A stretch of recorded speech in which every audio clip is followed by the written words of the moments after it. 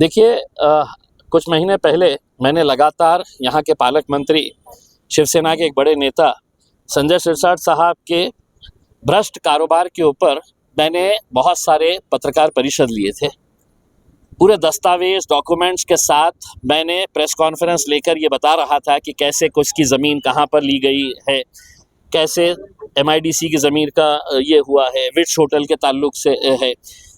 और एक उसी सीरीज़ के अंदर एक ऐसा हमारे पास उनके भ्रष्टाचार का ये मामला आया था कि एक विशेष समाज को सरकारी ज़मीन दी गई थी जो ट्रांसफरेबल हो नहीं सकती ही है,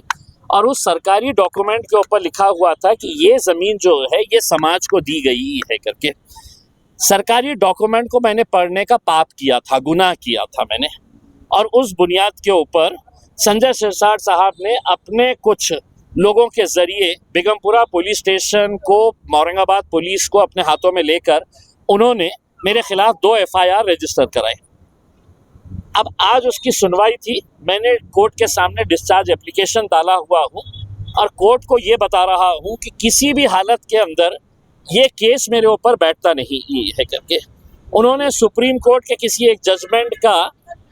का हवाला देते हुए कहा कि ये FIR हम इस बेसिस के ऊपर कर रहे हैं, बल्कि वो सुप्रीम कोर्ट का जो मैटर था जिसके अंदर जजमेंट दिया था वो एंटीसिपेटरी बेल के ताल्लुक से था। लेकिन पुलिस को कहीं ना कहीं दबाव डालना था, पुलिस का इस्तेमाल करना था उन्हें, तो पुलिस का इस्तेमाल करके उन्होंने ये सोचा कि मैं खामोश बैठ जाऊंगा करके। अब मैं डिस्चार्ज एप्लीकेशन डाला हूँ और मैंने कोर्ट को वो सर्कुलर्स भी बताया है जो केंद्र सरकार ने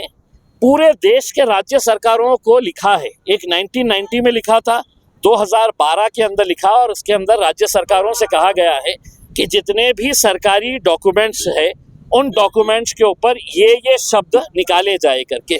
राज्य सरकार ने क्यों नहीं निकाला वो शब्दों का?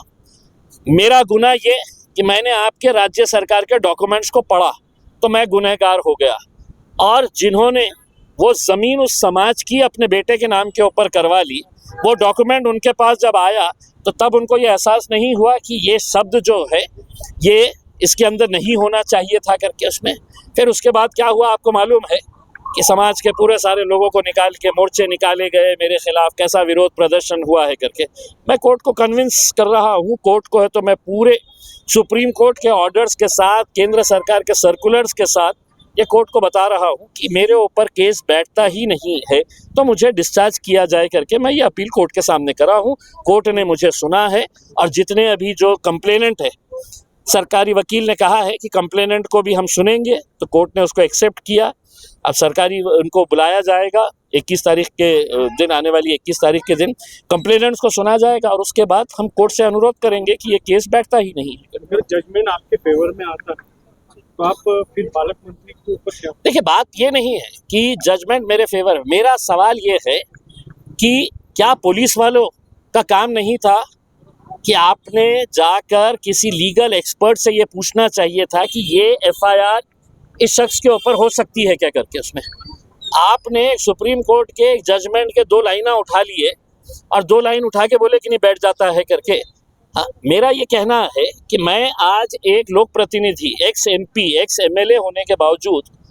मैं ये सब चीज़ कर सकता हूँ। आम लोगों के ऊपर क्या गुजरती है कि जब आप इस तरीके से बोगस केसेस है तो पुलिस के सहारे अगर बनवा देते हैं तो करके, तो हम ये सब चीज़ें कोर्ट के सामने लेकर आएंगे। उसमें जो भी आएगा उसमें हम कोर्ट का जो भी ऑर्डर आएगा उसका हम सम्मान करेंगे।